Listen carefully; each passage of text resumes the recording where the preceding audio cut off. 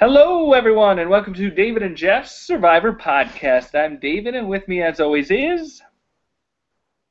Jeff, How are you doing, Jeff? I'm wonderful. How are you today, David?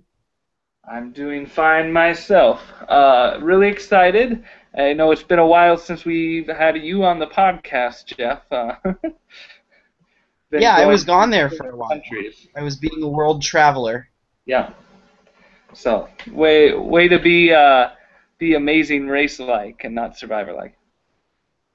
Right. Well, sorry. I promise not to cheat on Survivor for a while.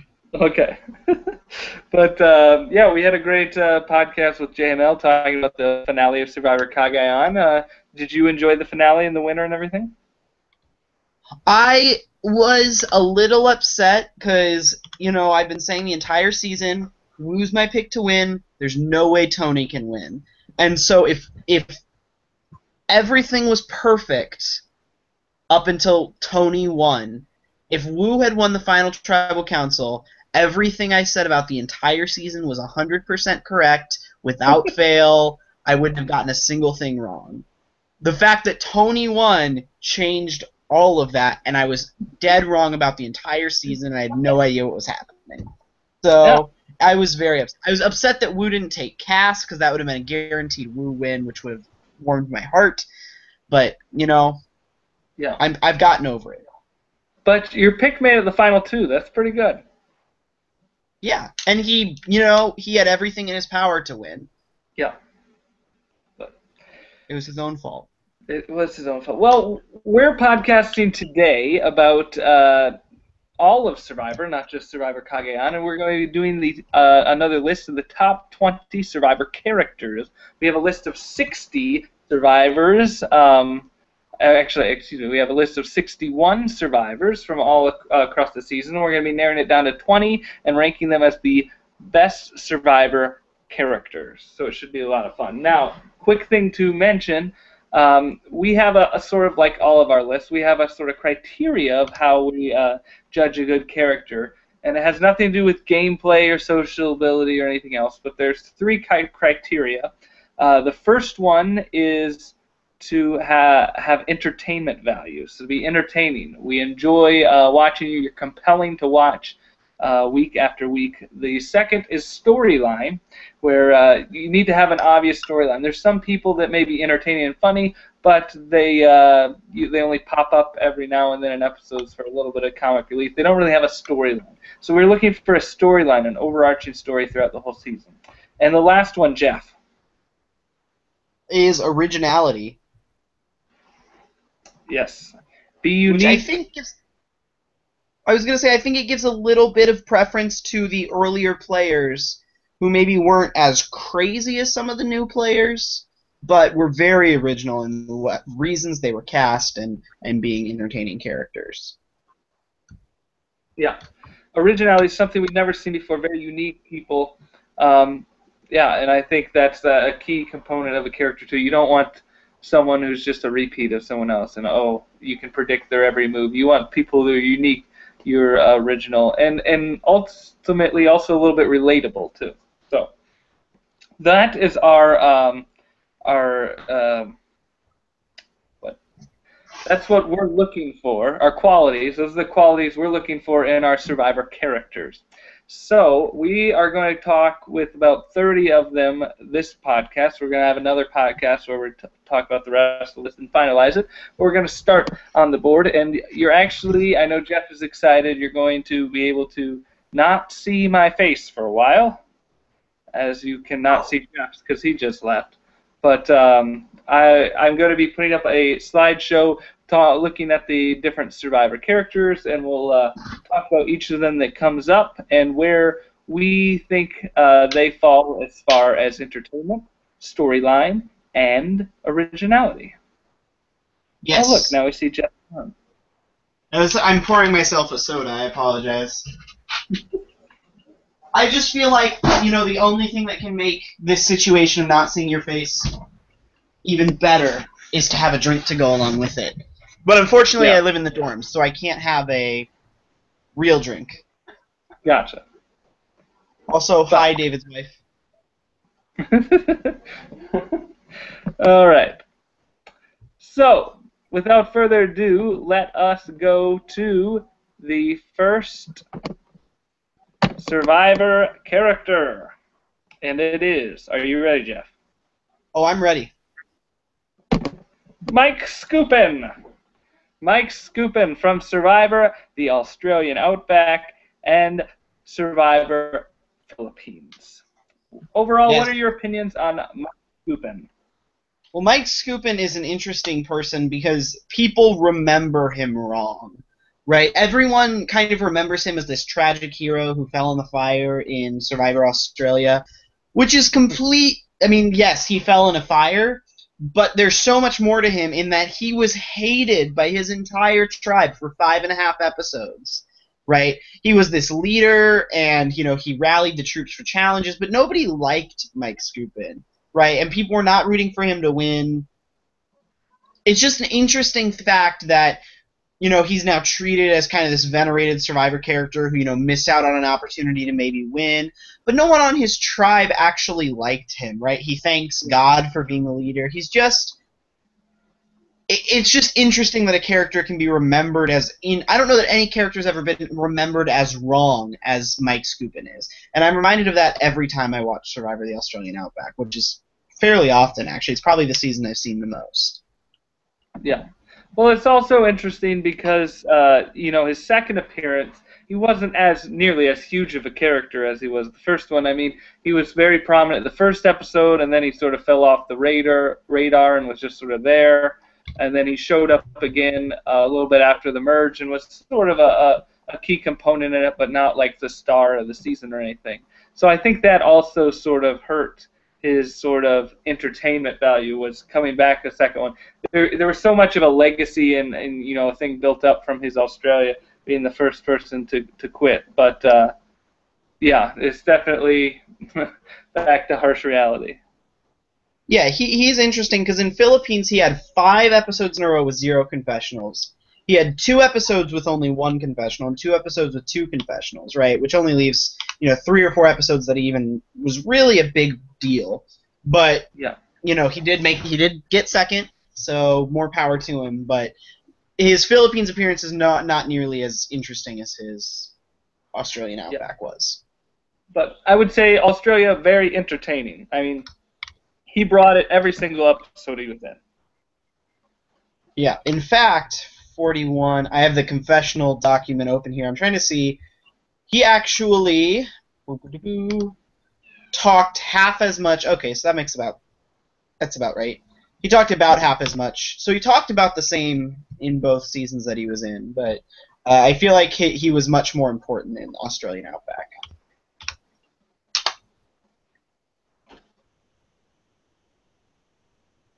Yeah, definitely much more. So storyline. With him being medically evacuated, I think his storyline was definitely very abrupt. Like, it wasn't that this storyline was leading up to him leaving. He had an obvious storyline of this person who was the alpha male trying to control the tribe, but didn't really, gain the respect from everyone. And then the fire happened, and then everyone fell in love with him. So storyline, I'm not super impressed with Mike Skupin. Yeah, it's also a really weird storyline, right? Because the person who falls in the fire should be the tragic hero, right? You should love that person and be very upset when it happens, but you just don't with him, right? You're upset because it's the first time it happens in Survivor history, and it's very shocking to watch, right? Like, you actually see, his burned hands and things like that, so you feel bad for him, which is fine, but it's supposed to be the good guy that happens to, and then you feel bad for the good guy, right? But it's not. So, or it's the really bad, it's the Jerri Manthe, where everyone's, not happy that she fell in a fire, but happy that she's off the show, right? It was neither. So his storyline's very odd in that manner. Yeah. Yeah. So in originality, I think he was very original. I don't think there's been a character quite like him on the show since. I mean, he stabbed a pig and rubbed the blood on his face. There's just a lot of unique things to Mike Skupin. So I'll give him kudos to that for being very original and unique character. Mm-hmm. I agree. So right now, let's put him at number 1. I don't think we have any other options. All right, here we go. We move on to our second one.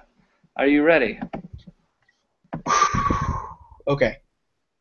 From Mike Scoopin, we go to Lillian Morris. Lillian Morris from Survivor Pearl Islands. What are your thoughts? Yeah, well, I had Lillian on my original list, and I'm not actually sure if you did or not. But the reason I put her on my list is I was thinking, if I'm going to create the top 20 Survivor characters, right, I thought of it like I'm going to write a book or I'm going to write a movie, right, and what character archetypes do I want in that book or movie? And I realized pretty quickly not everybody, you can't write a book of just characters like Big Tom and Philip and Tarzan, right? Like, those characters should be in your book, but if that's every character, it's really a bad book, right? And so I thought that Lil would be a great character to put in a book or a movie or a Survivor season because she's really unique, and so I think she scores high in the originality department. She's kind of her storyline is interesting too because she comes in as a Boy Scout, right, a Boy Scout leader, and she has all of these moral dilemmas throughout the game where she has to reconcile what's happening in the game versus who she's claiming to be outside of the game, which really comes to a head in the final tribal council when everyone is asking her, like, you're wearing the Boy Scout uniform, how do you reconcile being a Boy Scout leader and lying and cheating and stealing in the game of Survivor? And so her storyline is really intriguing, and I think the way that she reacts to what's happening to her is where you get a lot of the character moments where she becomes, kind of whiny, but also very defensive. It's just a really interesting, she's just a very interesting character. Yeah. I found her very entertaining. Like, to me, entertaining and compelling. She was at least very compelling to watch. Was I rooting for her? No. But she definitely changed the game a lot. Like, she was a huge factor in it, and it was just interesting to see how her mind worked, how she tried to justify everything, and then how she wept bitterly after every decision she made. In the way she pretty much screwed up everybody's plans. Like, she was the person that screwed everyone's games except for Lil. So in that sense, I find her very entertaining and fascinating to watch. Storyline wise, I mean, she's really good as far as, she got out early, she has this redemption, she comes back into the game. She really is a key role in it, and we see how she goes through the whole game, and I think we very clearly understand why she lost. Yeah. So I think she had a great storyline as well. She's also got the prestige of being the only person to be voted out of the game and then be at a final tribal council. That's true, she does. So I would, and she's very unique and original as well, I think. Yeah. I don't think we've had a lot of older women cry on Survivor, but none quite like Lil, I don't think. Couldn't agree more. So I would probably put her higher than Mike Scoopin. What about yourself? I agree. All right. So I'm changing my list. Number 1 right now, Lil Morris, and number 2, Mike Scoopin. You ready to go to our next one? Yes. All right. Here we go. After Lillian comes Kat Ederson from Survivor World and Blood vs. Water. I just realized I did not actually have Kat on my list, which is surprising, I think. Because it is surprising. I've always been a very vocal proponent of Kat, especially when she was on Survivor One World. And not everyone was. So I'm a little saddened that I forgot to put her on. Well, here's your chance. What are your thoughts on Kat? Right. Well, the 3 criteria we have are storyline, uniqueness, and originality, and entertainment. And I think Kat scores really high in 2 of those categories, which are the originality and her entertainment value. The thing about Kat is if you watch Survivor One World not as a story of how Kim Spradlin wins, and you just watch Survivor One World for fun, you will notice Kat. She's so quirky, and she does all these just little things that enhance the season, right? I don't like Survivor One World. I don't think it's a fun season to watch. I've seen it maybe twice, right? Maybe once and a half, actually, right? But the one reason why I watched it that extra time was because of people like Kat and Tarzan, who really added a flavor to the season beyond what was happening with Kim just dominating the entire game. And I think everyone was surprised when Kat was brought back for Survivor Blood versus Water, but I wasn't, because I think the producers saw what I saw, which was this person providing all of these hilarious moments that people just overlooked, and I don't understand why they overlooked them. I mean, she's dancing, she's making jokes, there's that like odd scene with her cousin, right? And all of these moments put together make One World actually a somewhat fun season to watch if you detach it from the strategy of the game. And I think Kat was one person who was not playing the strategy of Survivor, was just making Survivor fun, or at least attempting to, until she got blindsided. And in Survivor Blood versus Water, she has a couple of good moments, but it's just not she's nowhere near where she was in Survivor Blood versus Water. She was very under-edited in Blood versus Water. Yeah. So, yeah, I don't even think when we're talking about character we can even factor that in. It was just, other than her one line of, people don't date people who don't make them merge. She didn't really have much else that stood out in Blood versus Water. But, yeah, talking about the storyline that you didn't pick up or talk about. She did have I thought it was really cool. She was always lighthearted, fun, goofy sort of throughout the entire season.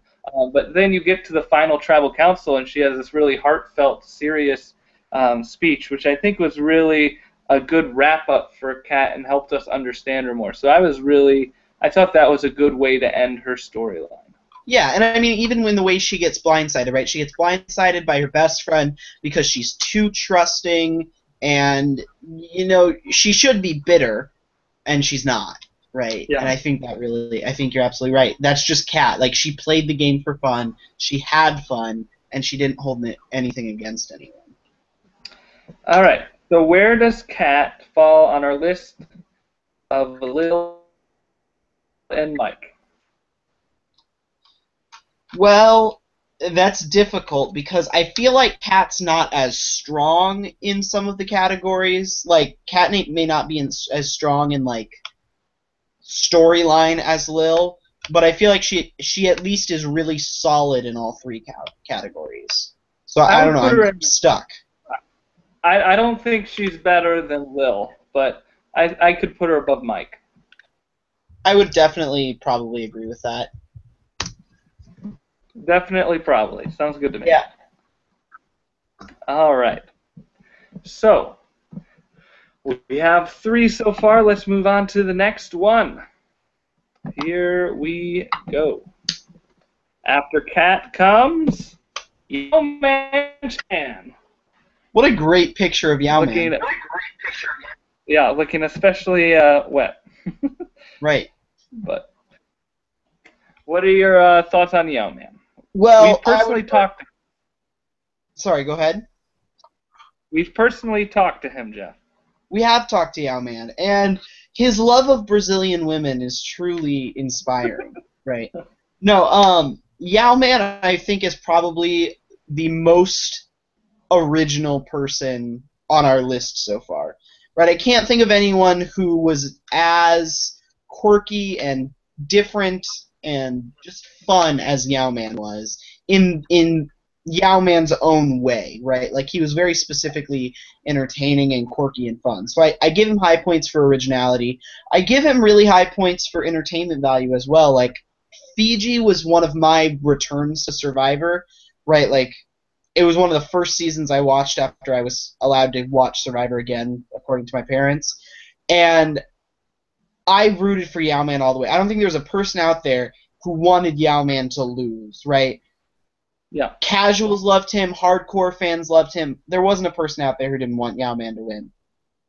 And so you give him high points for entertainment value. He has a lot of great scenes like Finding the Idol. And then storyline is really interesting, too, with him being trusting and giving Dreams the the car. I mean, he's just got all these great moments and a lot of great moments throughout the season, too, that create a good storyline. I think he's probably our strongest person so far. Yeah, I totally agree with you. I think that storyline-wise, he has a great story, and his story is he had several times where he got saved, and there was a lot between his relationship with Earl. So there was a whole lot of stuff with Yao Man that is really fascinating to watch. So I definitely agree. I think we put him at the top of our list right now. Number one, Yao Man Chan. Cool. Hey, can we take a quick break and you use the restroom? All right. Okay. Sorry.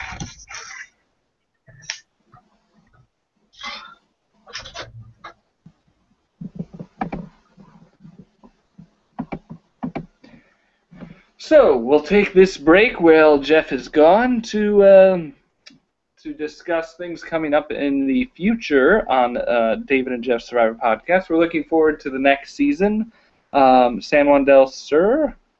Hope I said that right, and a lot of interesting stuff there. If you haven't heard some things that are happening next season, Redemption Island is out. They're not doing it. I have a new twist coming in, and instead of 20 Survivor, there's only 18. And for the first time since Fiji, actually, there's going to be an uneven split between men and women. So there's going to be 2 more men than there are women, or 2 more women than there are men. They haven't specified that. So it should be lots of fun. So be sure to stay tuned for that coming up in the fall. But before that, we're going to have lots of different podcasts like this. We're listing Survivor characters. I think we're also going to be doing a list of Survivor seasons and which ones are David and Jeff's personal favorites. And there's going to be lots of other things as well. So you definitely want to stay tuned. Jeff, you there? Yes. All right, welcome back. Thank you. Shall we move on to number 5?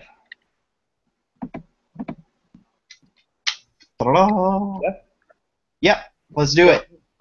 Okay, here we go.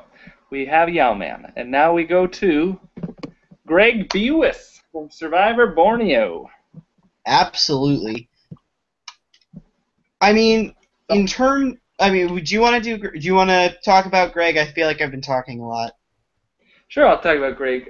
Greg was very unique and original, especially his first, being the very first season. I think every single person in the cast was very unique, and they tried to pick as many diverse people as possible. But Greg was just sort of special and quirky.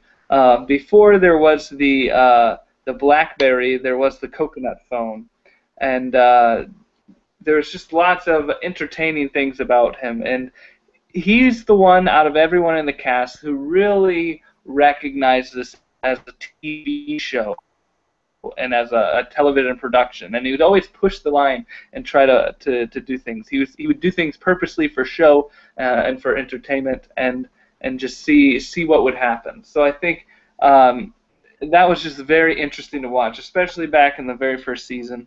I mean, you have him intentionally trying to make the people believe that there's sort of this flirt and romance between him and Colleen, which I'm pretty sure was all entirely for show. And Greg's just like, hey, let's see what we can do here. And to even, when he gets voted out and his, fake crying and storming out, and there's just so much great about Greg's storyline. I don't know, it's hard. They didn't have much storyline in the first season. The first season was just a documentary, and we were just observing these people and what happened. So I don't think they were very intentional about doing anything of trying to weave a story throughout. This is just sort of what happened. So in that sense, storyline is probably Greg's weakest. Yeah, I would probably agree with storyline being his weakest. I mean, I agree with everything you said. Whoa, cool flying fish is one of the funniest moments in Survivor just because of how random it is. But in fact, that is the confessional for Whoa, cool flying fish. But any other thoughts you have on Greg? Not off the top. I mean, I really like. I agree with everything you said. All right. Well, for me, I would probably put him in between Lil and Kat. What do you think? Um, I don't think he's quite better than Lil. I was gonna say I could go above Lil, but I'm not convinced that that's right. I was thinking either three or two. So yeah, I'm good with three. All right. So our first five: Yao Man, Lil Morris, Greg Buis, Kat Ederson, and Mike Skupin. Shall we move on to the next one? Yes. Where are we gonna go next? What season?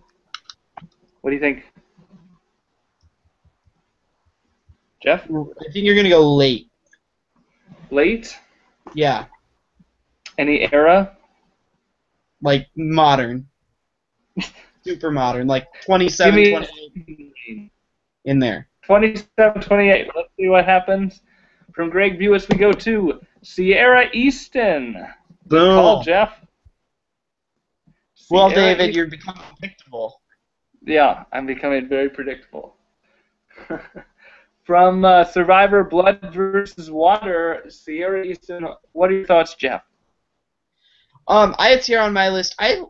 Sierra was interesting because a lot of people liked her for her strategy. I disagree. I liked her because her strategy, in my opinion, was so bad that there was no way she had a chance of winning the game. But it was fun to watch her lose Survivor.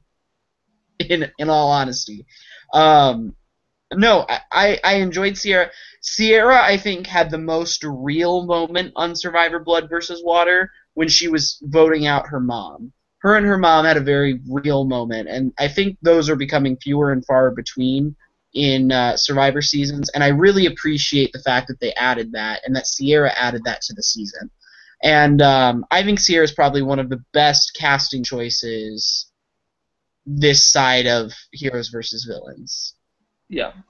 I'll say, her strongest one for me is storyline. And Blood versus Water has some of the best storylines in the season just because of the family relationships. And her storyline with her mother throughout the whole thing is sort of her mother's done this before, and then at the merge, they switch roles, and she's telling her mom what to do and is essentially keeping her safe or letting her go. And that is the most the strongest one for me is her storyline. Entertainment, I mean, she's very compelling to watch, and I think that comes from the storyline, that you're invested in her story and how she turned out.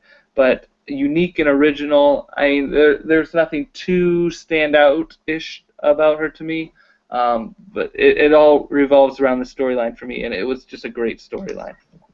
Yeah, I completely agree. I don't think, I mean, it's between her and Vetus for best storyline in Blood versus Water, and I think she definitely can compete with that. In terms of originality, I think a lot of originality was actually brought forth because it was a family season, not necessarily because it was her being original, but definitely a good character. Yeah. Where would she rank on the list? Higher or lower than Greg? I'd actually put her probably below Kat and maybe below Michael, but I'm open to dissent. Not widely, but yeah, maybe above Mike, just because her storyline was much stronger than Mike's was, and Mike's second time around was just not great. Yeah, I'm cool with that. All right. As we move on to our next person. All right, Jeff, you said I'm predictable. What do you think next? I'll put him somewhere around. Oh, hello. I'll put him somewhere around 12 to 15. 12 to 15. All right. Let us see if you are right. Next up, Rob Cesternino. I was Didn't late. predict that one. No one can Rob predict Rob Sester Sesternino. from Survivor, The Amazon, and briefly Survivor All Stars. Very briefly. Yeah, I can start. I mean, so many people know Rob now for his podcasts, and you feel like you really know Rob, just from hearing him talk, multiple times a week. But looking at his storyline and character, and he was very unique at the time when we never seen anyone play like Rob, and I think he really opened the door of Survivor for just how you can play this game strategically. So I think that was just very entertaining to watch. You didn't know what was going to happen. He was sort of the puppet master, and he was just full of wit and humor. So entertainment-wise, I think he's huge in the Amazon. And even in his brief time in All Stars, he was entertaining. But he did not get a good deal out in the Pearl Islands for that during All Stars. But storyline-wise, yeah, I think he had a good storyline. He was always sort of at the bottom, and then he managed to slowly, take his group and shift it, and became the power player, and everyone was mad at him, and then he ended up, losing right at the end because people, Jenna knew he was gonna beat her in the end. So I thought he had a fairly decent storyline, and unique, like I said, at the time he was very unique. And I'll still say I don't think anyone can make the moves Rob did and be as likable and as endearing as he was. Yeah, especially nowadays. Rob definitely hit the Survivor timing really well in terms of where his season was in Survivor history and everything. But I definitely agree. No one could make the moves Rob did and stay until the final three anymore. That's Yeah. But and even have the audience's support like he did, But yeah. Let's. Where would we put him on the list? Better than Greg. What? Better than Greg. I agree. I'm starting with better than Lil. It's a toughie.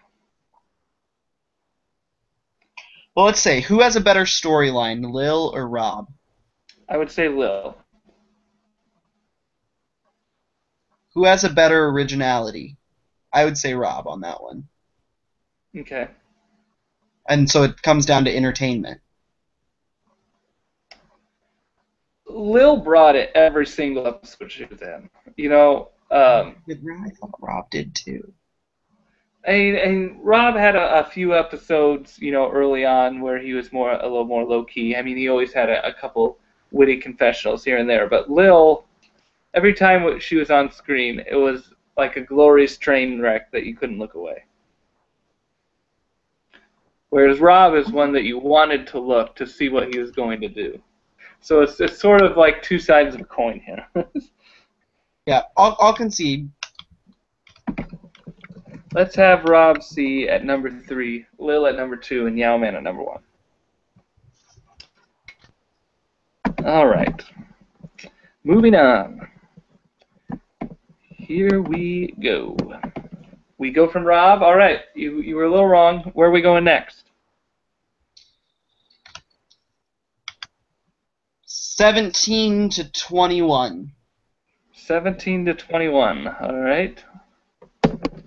Nope. Judge Sargent from Survivor Guatemala. Man, I'm just off. I'm off. It's okay. But you can talk about Judd. I know you're a fan. I am a huge fan of Judd. In fact, I think Judd is probably... I'm going to say this erroneously, and I'm probably going to put my foot in my mouth, but I think Judd is probably the biggest snub for returning player seasons ever. I think ever. Wow. Which is a big statement, and so I'm going to have to defend it. Judd is the type of person you want on Survivor because he creates chaos, he's really loud, he gets real mad at people, and Yeah, he has a lot of energy, and he's not the type of person who's going to get tired, so he's going to keep bringing it the entire time. There's no reason Judd should not have been brought back for fans versus favorites, and let's pretend he said no. There's no reason he shouldn't have been brought back as a villain.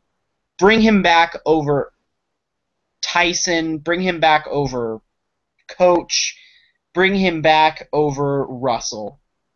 Bring him back over probably maybe Rob Mariano, depending on whether or not you want third-time players. I think Judd Sargent is probably he's definitely in the top 5 male villains between seasons 9 and 20. And the fact that he wasn't brought back for Heroes versus Villains is an abomination, and I may never forgive Mark Burnett for it. Yeah. Just like Judd's gameplay, his storyline was a little sporadic. I mean, he started off low, and then he got to the huge Margaret thing, and then he was sort of there in the side helping out Stephanie and Rafe and sort of being their loud sidekick. but very, very entertaining. I mean, I think that's his strongest, is entertainment, just pure entertainment of everything he does. Frustrating at times, I would say, just like Will and some other people, but like all good villains, you're frustrated, but you want to see what else is going to happen. You got to see, what's coming next. What is Judd going to do this week? My favorite thing he did is blatantly just unnecessarily lie and tell everyone, the idol is definitely on the ground, guys. And then he walks up and is looking up in the trees. Yeah. That one gets me every time. But, I would say entertainment, and he is unique. I mean, he's a loud New Yorker, but he just brought so much to that season. I wouldn't quite go so far to say that he is the biggest snub ever to not come back. I think that goes to a person who I'm sure is on our list later on, but is on the subsequent season after Guatemala. Personally, I would go with Shane Powers, but I do agree. I would love to see Judd back, and I think he should have been back. Shane's definitely up there. Definitely up there. But where does he fall? Where does Judd fall? Better than Yao-Man? I would say. Oh, geez. I was thinking Yao-Man was going to hold on for a while, but I don't know. He could, because. I would say no. I think Yao-Man had a better storyline than Judd. I would agree, although Judd's storyline was punctuated pretty well. Yeah, I would agree that Yao-Man's storyline is better, but I wouldn't put Judd under Lil. I'd put Judd at 2. Okay, so Judd's better than Lil. I'm okay with that. So Judd at number 2. All right. Let's move on then, shall we? All right, you've been horrible so far. You had that one great one, and then the rest has been not so good. Here's your chance to redeem yourself. Where are we going after Judd? This one has to be 17 through 21. I'm going with the same thing. That's 5 seasons. You got to at least narrow it down to 4. 5's a big number. I'll do 17 to 20. 17 to 20. All right. Here we go. Corinne Kaplan. Hey! She had to come up eventually. Yeah, she did. Corinne Kaplan, first from Survivor Gabon, and then later on in Survivor Caramoan. Corinne, known as one of the greatest female villains, just very snarky and hilariously rude and inappropriate comments about everyone, just degrading them. And it made her a very interesting character to watch, not the greatest to root for, and why you're sort of happy she had her downfall. I was actually rooting for her a lot more in Survivor Caramoan when she came back, and was disappointed how she got out right after the merge there. But yeah. Now I'm going to talk quickly about. Definitely. Go for it. Oh, okay. Sorry. I think we're a little lagged, so we're talking over each other a little bit, but obviously that's something you do with internet. So, I was gonna say I'm gonna talk a little bit just quickly about her in Caramoan, and then maybe you can cover her in Gabon. But I want to talk about her in Caramoan because this is something I think a lot of people will overlook. That is the fact that Corinne single-handedly, and I say single-handedly because I mean it, gave us the best episode of Survivor Caramoan, and that is the merge episode where she, of course, goes home. She did something that I think is a lost art in Survivor in terms of what she allowed the editors to do, and they do it every once in a while, but it rarely is it as mwah as it is in her episode, and that is when you know from the first 5 minutes of the episode who is going home, and then you get to just watch and savor it being that person, right? So Corinne gives us in the first 5 minutes of the episode in Survivor Caramoan, it's blindside time, right? And almost immediately you know that Corinne's going home. And for the next 40 minutes, you just watch in a blaze of glory, you get to watch Corinne go home, right? It's not she goes home at the end of the episode. No, Corinne goes home for 40 minutes. And it's it's the best episode of the season by far, and it's one of the funniest and most enjoyable parts of modern Survivor, in my opinion. I just loved watching that episode for the first time. And, it's sad that Survivor's only on twice a year because you don't get to watch episodes for the first time other than once, right? And watching that episode for the first time was one thing that I will always remember in my Survivor history because it was just hilarious and amazing to watch her go home. Yes, I would agree. In Gabon, I thought she had a little lesser of a storyline. I think in Gabon it was more about Randy, and Corinne was there being mean and snippy too. But post-merge, it was sort of Randy and his downfall that really took the cake in Gabon. So I think she was very entertaining. I think she's very unique. I don't think we've had another Survivor like her. Storyline, it's good. So the question is, where does she fall on our list, Jeff?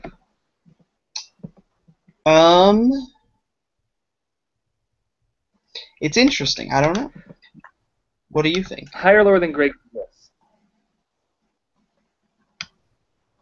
I'd probably put her in between Greg and Rob. Okay, I'm fine with that. All right, moving on.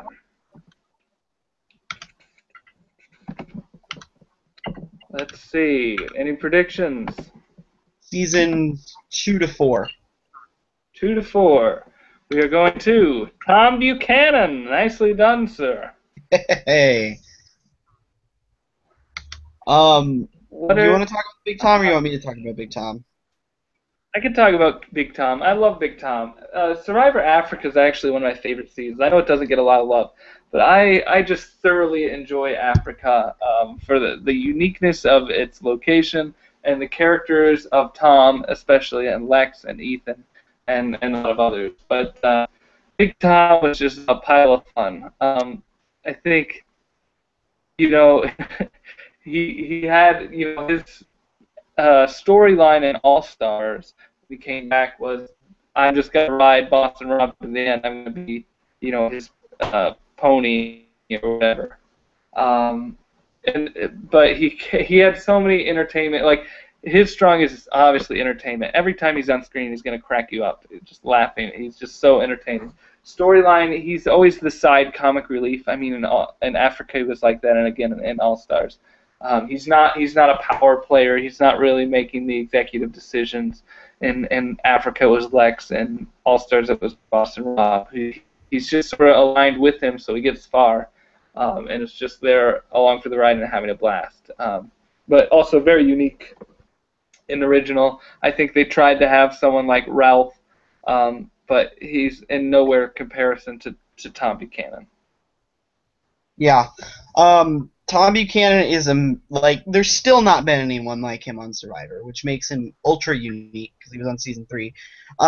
My buddy who's rewatching Survivor just finished season 3. He's on the beginning of season 4 now, and he loves Big Tom. I mean, had Big Tom not been brought back for All Stars, that would have truly been an abomination. He's just amazing, and he was even like the fact that he was even considered again for Blood versus Water, which he was. He had to decline because he was working on his other show. Just shows the staying power of a character like that, right? Everyone loves Big Tom. Everyone remembers Big Tom. People who watched Survivor, back when it started, and when I tell them, oh, I'm a big fan of Survivor, they usually laugh at me, and they ask me about Richard Hatch, Rupert, and Big Tom. Those are the 3 people, and there's a reason for that. Yeah. So would you put him higher or lower than Rob Cesternino? I think that Rob's storyline is better, but I think that Tom has better entertainment and originality, so I'd probably put him above Rob C. All right, Lil. Again, I'd say Lil's storyline is better.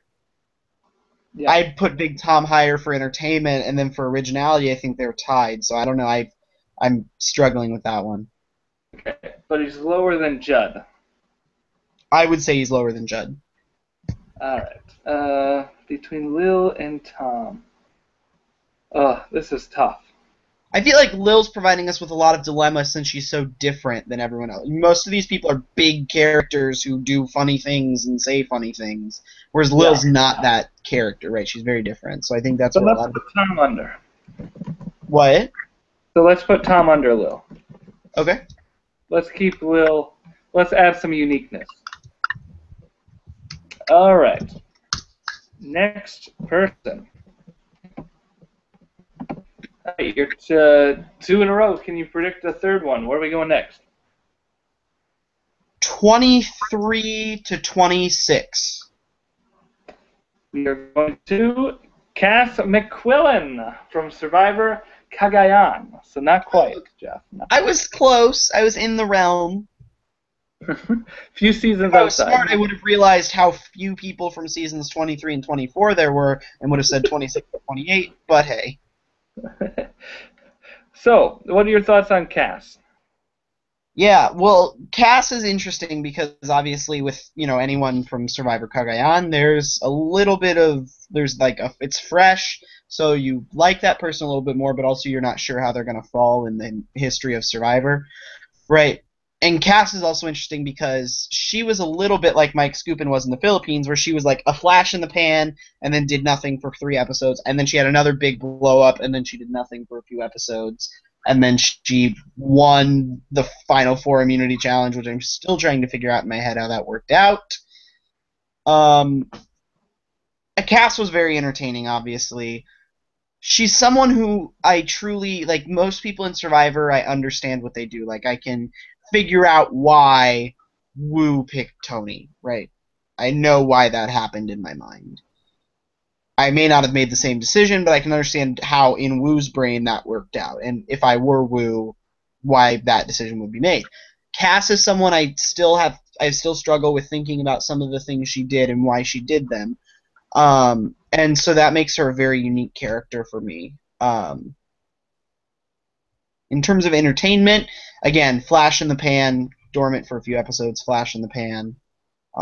In terms of originality, I think she was very original, and she had a really solid storyline, I think. Yeah, I would say, she's not the most entertaining, but she's definitely compelling to watch. Had a great storyline, I would say, and that may be her strongest. And yeah, we haven't really seen anyone like her, so I think that's definitely unique about her. So yeah, I would say she's a solid character. I think she definitely deserves to be in the running. Where would we put her? Would you put her higher or lower than Corinne? Oh, I didn't put Corinne on my. I'm keeping a list too. Where did we have Corinne? Corinne is number 6 currently. So above Greg? Yes. Okay. So we have 10 total right now. Yes. About to be 11. Okay. I would put her below Corinne. I would probably actually bring her down and debate whether or not she goes above or below Michael. Oh, interesting. So you Just think because I would not consider her very entertaining, I'd consider her very original, and her storyline was very good. So you're saying she's character-wise, she's not up there. I would put her above Sierra, and I would probably also put her above Kat. So you'd put her at 8th, and I'd put her at least 10th. Why don't we average it out and put her above Sierra at 9th? Okay, sounds good. Kat and then Cass. All right. Moving on. Where are we going next, Jeff?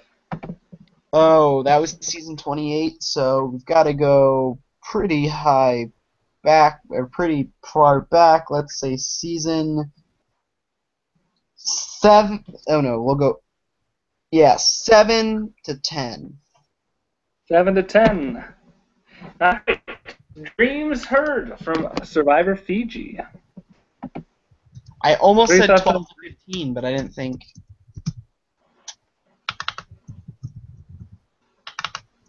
Thoughts on Dreams, Jeff? Dreams was interesting. Again, Survivor Fiji was an interesting experience for me because it was one of my first ones back.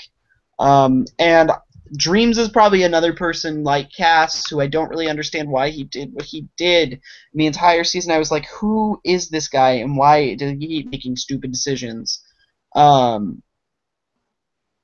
Yeah, Dreams just like to cause fights, but I don't. The difference between, I think, Dreams and Judd, or other people who like to cause fights, is that Dreams didn't realize that why what he was doing made people angry. But I think Judd knows that he's probably a person who makes other people angry pretty easily. I think he's aware of that. He's smart enough to realize that. What? And he just doesn't care. Right. Dreams, on the other hand, when he has the issue with the instant coffee and sits people down, is like, I think we should either get rid of Lacey or we should get rid of Cassandra, right? He doesn't understand why that's probably not a smart thing to do. And so that makes him an interesting character. I would say he was interesting to watch for sure. He had a great storyline throughout the whole thing. I think he was growing up socially. Like, he was learning how to socially interact with the entire game. And then you have, of course, the huge moral dilemma, and sort of the social turned into the mixture between real life and game, and how does that work. So I think he had a lot of fascinating aspects to him. So entertainment-wise, like, he's not the most jump-off-the-page entertaining person, but I think he's very unique. I mean, someone who grew up, homeless, has a very interesting story, and I think that shaped who he was today and how he ended up on Survivor. And I think his storyline was really good and very unique. So, yeah, would you put him... I'm thinking Dreams is right around Corinne. Okay. I'd probably put him below Corinne, so above Greg. Okay. I'm fine with that. So Corinne and then Dreams. All right. Shall we move on? Oh, yeah. Where are we going next? 2 to 4, 5. 2 to 5. 5. Nope. Of Survivor Borneo. Oh. And subsequently, All Stars. What is your thought on Richard Hatch? Well, there's no one more original than Richard Hatch, right? Like, he was the one who started it all. He was the, crazy guy from season 1, the villain, if you will. He's interesting because he said on day 1, I'm going to win $1 million, and then he went and won $1 million, and no one believed him. His storyline is obviously among the best ever in terms of winner storylines, right? Like, probably been more analyzed and more talked about than any other winner in the history of the show. His originality is obviously very high. Entertainment value, I would say a little less than his other two. Entertainment is probably his weakest category of the 3, but still pretty high. He's definitely a strong character. Yeah. Yeah, I agree. I think Richard Hatch was a huge character, and he's part of the reason why Survivor has succeeded until today. I think, and I think he is very original, and the fact that nowadays, to have back then to have just a homosexual on TV was very edgy and very Right. unique. But then I think he himself is just so unique, and they didn't cast a stereotypical like they do now on most reality shows. You have to have your stereotypical, gay person, but he was just his own unique person, and that was just one aspect of Richard Hatch, not the tokenness of him, which I think is very unique and rare to find these days on reality TV. So in that sense, I think he's a very original and unique character.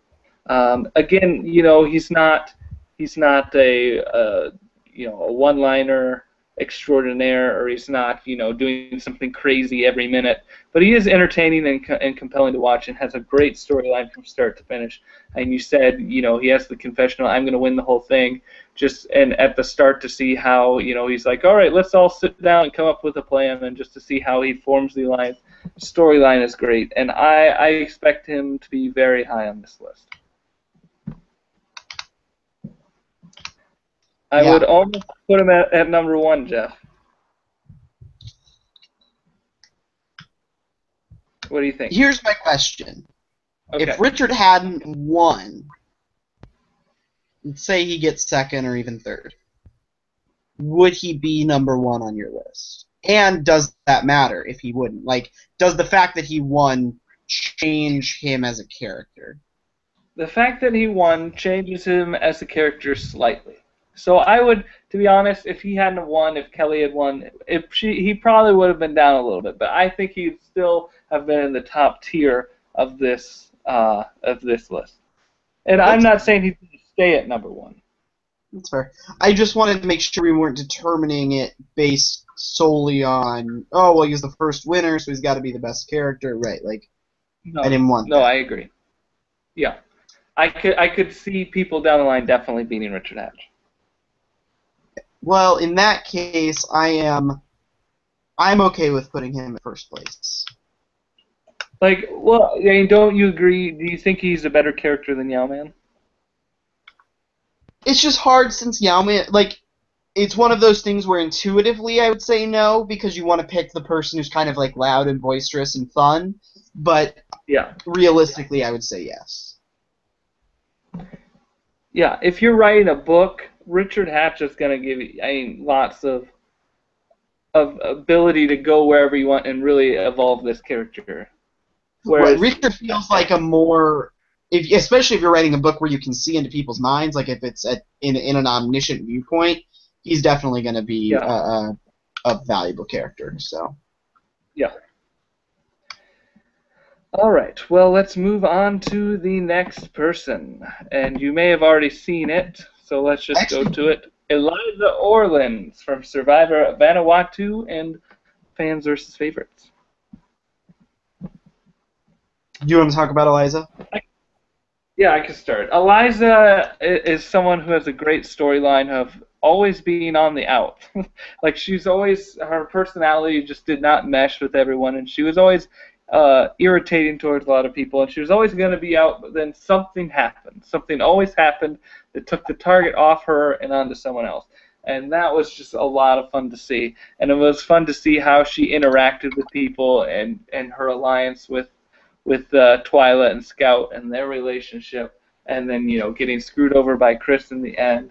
That was just all fascinating to see. And again, she comes back into Micronesia, and again she's on the outs, and no one really likes her, and yet she manages to make it to the merge, which is pretty impressive to me. So, and storyline is great. Entertainment-wise, I think she's almost as entertaining, if not more, on the jury, and just seeing her facial reactions than she was in the game. But definitely compelling to watch. And I think she's unique. I don't think we've had someone quite like her. Yeah, no, I like Eliza a lot, and again, she was one of the characters. I actually rooted for her to win when she was on Survivor Vanuatu because I only saw the last like 2 episodes until I saw until I finally saw, Chris kick butt. And when I watched the entire season. No, she's definitely entertaining. She also gives us a lot. I mean, her jury reactions alone should put her on the list, right? Like, she's just funny. Yeah. All right. Well, where would we put her on the list? Higher or lower than Dreams? I'd say lower than Dreams. Higher or lower than Greg? I'd say in between Greg and Kat. Okay, I can do that. All right. Moving on. Where are we going next, Jeff? That was season 9. Seasons 21 to 24. John Cochran, good call. Boom. From Survivor South Pacific and winner of Survivor Caramoan. Thoughts on Cochran? I'm still okay. I'm a fan of Cochran. I like Cochran. Y'all can shut up. Okay? Yes, he had a lot of friends in Survivor Caramoan, but I like him despite the fact that he won. I loved him on Survivor South Pacific because I think I personally identified with him as a character, right? Like the nerdy kid who loves Survivor, who's just happy to be there, yada, yada, yada. Yeah. So I thought that helped him a lot in terms of my perception of him. Now, a lot of people don't like Cochran, and I understand that, but I think they just want to hate modern Survivor is what they want. I don't see a reason why you hate John Cochran. Just because he won is not a reason to hate him as a person. That's not his fault. That's the producer's fault. Yeah, I mean, some people find him whiny and annoying, but I didn't see it that way. Yeah. But I would agree. Entertainment-wise, I mean, he had some clever lines. He wasn't the most out there contestant, but he was definitely compelling to watch. And like you said, he was very relatable to a lot of people, I think. Yeah. I don't know if he's the most unique character. I think we've had similar ones like him before, but not quite as overt as Cochran. And I think that overtness made him definitely bigger than the other ones. But storyline, I think he had a great storyline both seasons. Yeah, I would agree. So, where would we put him on the list? Higher or lower than Eliza? I think his storyline's better than Eliza. Eliza's more original, and then it comes down to entertainment. I think Eliza's a little more entertaining. I would probably agree. So, Kat or Cochran?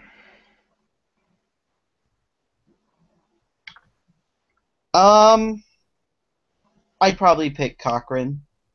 Okay. So Cochran at number 11. As we move on to the next one, which is...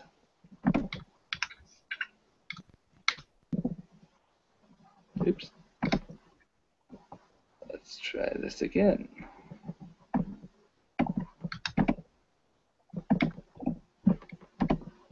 Technical difficulties. There we go. All right. Where do you think we're going next, Jeff? 2 through 5. 2 through 5. Sean Rector. Good call. Boom. Survivor Marquesas. Why don't you talk about Sean? Well, I love Sean. Sean is one of those characters that I feel like gets lost in the fold of Survivor quite often because the second you mention Marquesas, no one thinks of Sean. Everyone thinks of the fall of the Rotu4, and they hate Vecepia as a winner, which is not a good thing to say, but that's beside the point. Sean is an amazing character, and the fact that he is not synonymous with Survivor Marquesas is kind of mind-boggling, to be honest with you. I mean, he is... The thing that I've noticed about Survivor characters, right, it's usually the people with the most energy who you really like, right? Sean is easily the most energized person out there, and I think Sean could live on an island for probably years, right, before he ever wasn't entertaining. And it's the people with the most energy because they talk the most, they do funny things, they have a lot of, it's not fun to watch people be bored. And Sean was never bored on Survivor, which I think contributes a lot to him being entertaining as a character. Again, everyone else in the final 5, 6, 7, 8, they were just kind of lackadaisical, right? No one had like a spirit and an energy about them other than Sean, and he really deserves more respect as maybe not a Survivor player, but definitely as a character. Yeah, entertainment-wise, I thought he was great. Storyline, I mean, he was part of the big storyline of the flip against the Rotu4. So I mean, that in that sense, he had a big storyline, and him with Vecepia. But wait, just because they're black doesn't mean they're aligned together and all that stuff. But yeah, so storyline was decent, and originality. I don't think we've ever had a character quite like Sean ever again either. I mean, he's very loud and vocal, and very representative of his race and his culture. Which I found interesting and compelling, and I don't think we have a lot of that.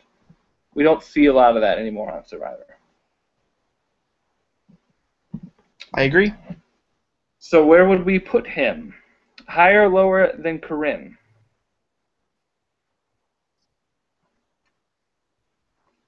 I'd probably put him above Corinne. I'd put him above Corinne. How about Rob C? I think Rob's storyline was better, and Sean's entertainment was better. What do you think about originality? I'd put him above Rob, but below Tom. I would agree. So, we are going to stop for part 1 now. So we have 16. We have a lot of people we're going to go through coming up. So stay tuned for parts 2 and subsequently more. We'll see how long part 2 is, but we're going to take a break here, so be sure to check back in the next couple of weeks to see how this list continues. But for right now, we haven't eliminated anyone because we haven't even gotten to 20, but here's our top 16 so far. Like we said, there's going to be lots more coming up. Number 1, Richard Hatch. Number 2, Yao Man Chan. Number 3, Judd Sargent. Number 4, Lillian Morris. Number 5, Tom Buchanan. Number 6, Sean Rector. Number 7, Rob Sesternino. Number 8, Corinne Kaplan. Number 9, Dreams Heard. Number 10, Greg Bulis. Number 11, Eliza Orleans. Number 12, John Cochran. Number 13, Kat Ederson. Number 14, Cass McQuillan. Number 15, Sierra Easton. And number 16, Michael Skupin. What do you think so far, Jeff? I think it's a good list. I'm surprised by some things on the list, to be honest. I don't disagree, I'm just surprised. Yeah, and there's going to be a lot more people we're going to be talking about. So this, we could see. This might be a 3-parter. Yeah, it probably will. I could see, there could be very few of these people on the final list when it's all said and done. We have a lot of heavy hitters still left, but a good start, and we hope you guys continue to listen. Give us feedback. Who do you think should be on this list? Who's in the top 20? Let us know on our Facebook group, David and Jeff Survivor Podcast, or comment on our website, survivorpodcast.blogspot.com. And make sure that you hit the subscribe button on iTunes when you search for David and Jeff Survivor Podcast. That way the podcast shows up on your computer every week. And we will be back with more Survivor during this off-season, finishing up this character list and hopefully doing some more as it comes along. So stay tuned. Thank you guys so much for watching and or listening. Goodbye. Bye.